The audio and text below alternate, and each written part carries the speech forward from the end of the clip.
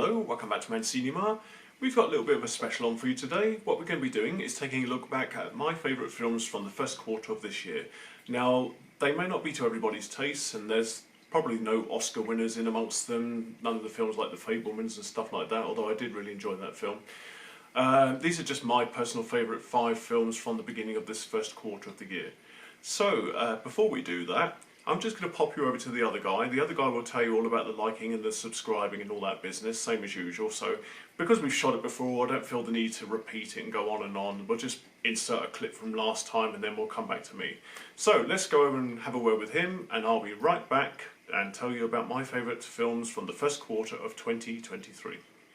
Before we get started, if you could find the thumbs up button down below on the panel and hit it, that would be great for me. It just helps the channel out a great deal. It just lets people know that we're here, lets YouTube know that we're out there, and to spread the word, so that would be great. If you could subscribe to the channel if you haven't already subscribed to the channel. If you have already subscribed to the channel, please don't touch that button. But if you're new to the channel, please hit the subscribe channel button down below. There's loads of videos on this. There's about 70 odd videos on this channel of all different things, collecting, dinosaurs, film reviews, that kind of thing. Please go and have a good look through. Hope you enjoy a lot of them. But yeah, if you can subscribe to the channel, that'd be great. Also, if you could hit the notification bell, you'll know when I've done a brand new video. So, with that said, let's get on with today's film review. Right, thank you for doing that. Let's get on with today's look at my favourite top 5 films of 2023. And the first on the list was a movie that was released back in January, towards the end of January actually, and it's called Plane. Now, generally we go into a Gerard Butler movie, something like London Has Fallen, Angel Has Fallen, that kind of thing, with certain expectations of Gerard Butler and the kind of movie that we're going to be watching. And I went in with those expectations watching Plane. I thought it was going to be a standard Gerard Butler kind of action movie, not too bright, bit of dumb action, a little bit of fun, you can switch your brain off and enjoy it. However, Plane pleasantly surprised me. It was a really entertaining, really thrilling, kept you on your edge of your seat movie. And Gerard playing it a little bit straighter for a change. He plays the pilot of a plane that is directed into a lightning storm in order to get to the location quickly. Lightning hits the plane, causes it to crash, and he crashes on this war-torn island where the passengers are taken prisoner, and he has to team up with a prisoner that he's transporting on the plane, played by Mike Coulter, and the character's name is Louis Gaspard. And they team up together in order to rescue the passengers, get them back on the plane, defeat the enemies, and get them off the island. There are moments of great suspense, moments of great action, some great stunts as well. The characters are all really enjoyable. There's the usual people who moan when they're on a plane. You see them in the disaster movies, the people who complain and don't want to be putting up with the hero, trying to save them, all that business, but eventually they all fall in line and work together to get off of the island. Yeah, like I say, great performance from Gerard Butler in this one, really enjoyed it. Plane was a very enjoyable film. It's a great action-packed thriller. It should be coming to DVD, Blu-ray, VOD and all that business very, very soon, so keep your eye out for Plane starring Gerard Butler. And so to the next movie on my list, number 4, which is the movie 65. Now 65 was only released a couple of weeks ago. It tells the story of Adam Driver's character of Mills, and he's a pilot who has to go away from time to time and work on these big ships. And while he's away on an intergalactic mission, his ship gets hit by an asteroid and crash lands down on the planet down below. Practically everybody is killed apart from one little girl called Koa, played by Ariana Greenblatt. And the movie basically is about their mission to get off this planet that they've crash landed on and back into space and back home to their families.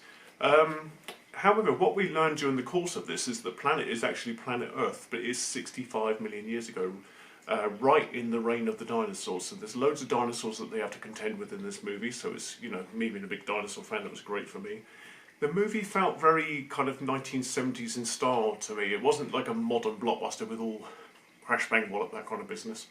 It was much more subdued, much more laid back. It had a real, like I say, 1970s vibe about it, more character focused.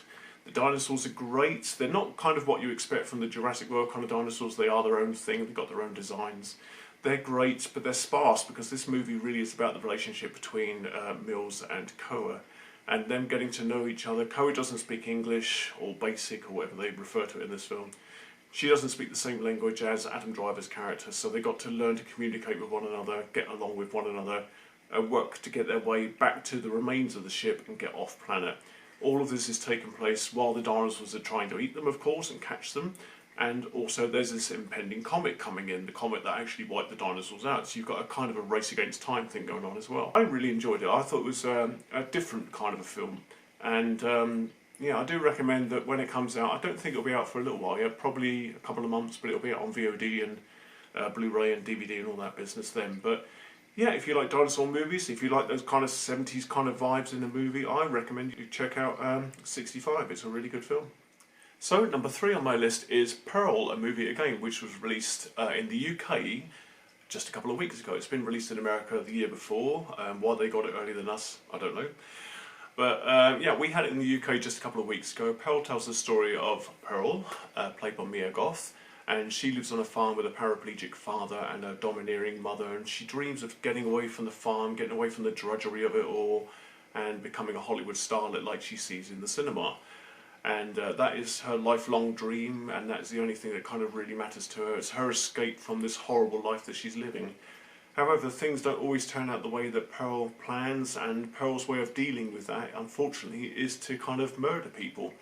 And she does it in quite a horrific way.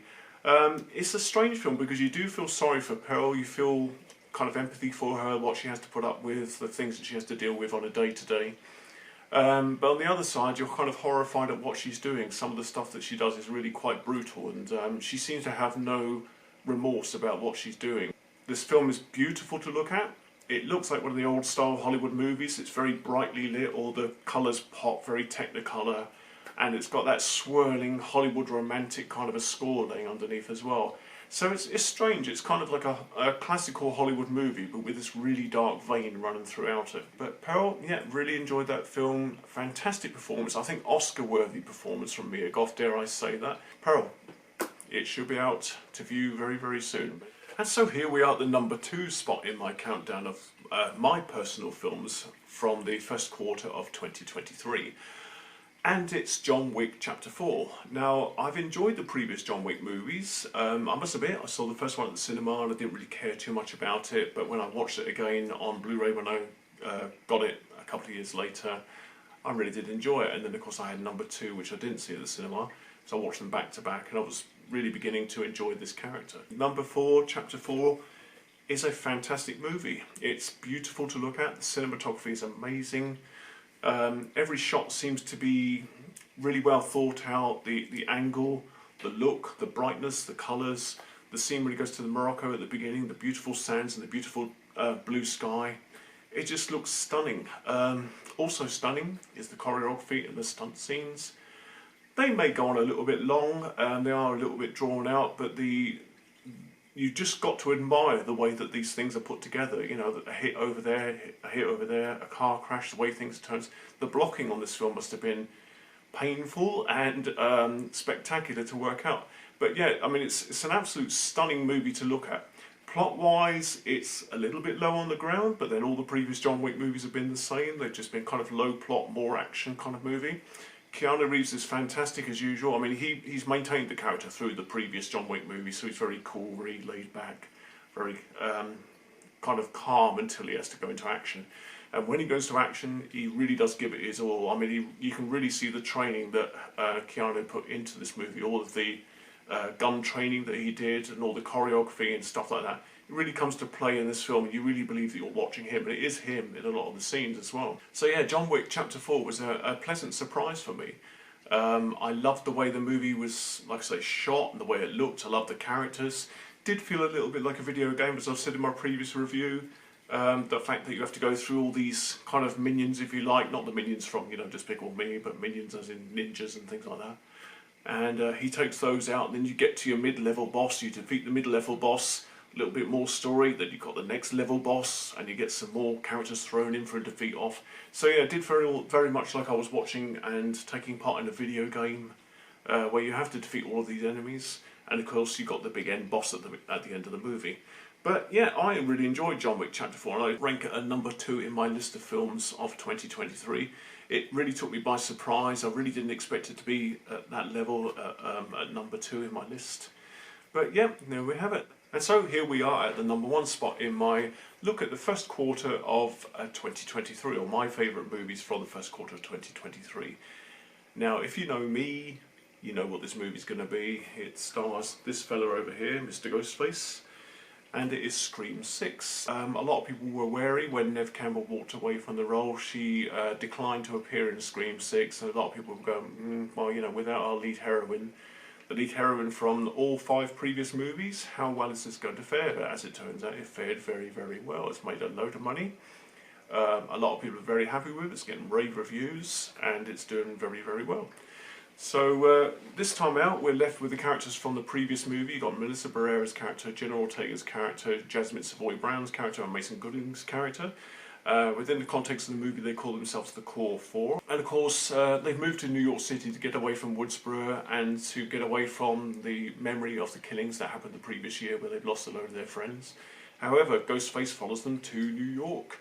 A lot of this good stuff takes place on the New York Underground. There's a great scene on the New York Underground train with loads of people wearing Ghostface masks because it's set at Halloween, so you don't know which one of them may come to life or whether any of them actually is Ghostface or not. There's some very tense scenes, some fresh feeling tense scenes, one between 2 buildings on a ladder, people crossing from one building to another on a ladder while Ghostface is trying to break in the room behind. So yeah, if you've seen the previous Scream movies and enjoyed them, you will really enjoy Scream 6. It's so much fun, it feels really fresh. Setting it in New York City is a fantastic thing to do. And yeah, it's my favourite movie so far of 2023.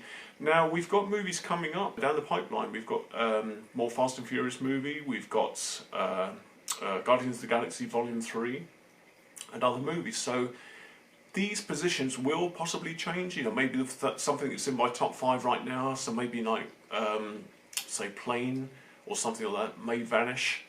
And be replaced by something else, but of course until those movies open I don't know what those are going to be. So hopefully I can come back about the midway point, maybe about June or July, and give you my top 5 movies of where we are then. So you know, like I say, maybe Guardians Part 3 might be spectacular and it'll oust one of the others from the list. Maybe something will be better than Scream. Maybe I'll go Indiana Jones. I don't think Indiana Jones will be out by the time I did the top by the time we did the middle quarter. But if it is, maybe it's spectacular, maybe it'll oost Scream 6 from the top spot, and maybe that'll have the top spot. You know, who knows? The only thing I can say is come back in the midpoint in the year and we'll see how we're going on then, and then hopefully we'll do one for 3 quarters, and then of course come December time we'll have a look back over the entire year and we'll see how the list ranks up then. But I thought this might be a little bit of a fun idea to do just for now, just to look at the top quarter of the year, see what I've enjoyed. Of course, you know, there are some great films out there. There was Empire of Light as well, which was a fantastic movie. There was The Fabelmans, which I really enjoyed, and it almost made my top 5. The more Oscar-worthy films, but these are the films that, you know, the films that I would go back to the cinema to watch if they're on now. You know, if somebody said to me, go and see Scream 6 again, I'd go, yeah, I'll go and see Scream 6 again. Same with 65, same with Plane and Pearl. So yeah, I hope you've enjoyed this one. It's a little bit different, but if you've enjoyed it, you know what the usual routine is. Thumbs up, like button down below, really does help the channel out, and thank you to everybody that's been doing that for me. I've seen the likes increasing, so that's great, so if you can keep doing that for me, that'd be fantastic. If you're brand new to this channel, please subscribe. If you're not brand new to this channel, please don't press the subscribe button at all because it unsubscribes you. But yeah, if you're brand new to the channel and you've enjoyed what I've done, there's loads of different videos on here. Click the subscribe button, that'd be great. Hit the notification bell, there'll be more videos coming up very, very soon. And come and have a chat with me down in the comments. Let me know so far what your favourite top 5 films are from the first quarter of 2023. With that said, thank you very much, and I will see you all again very soon.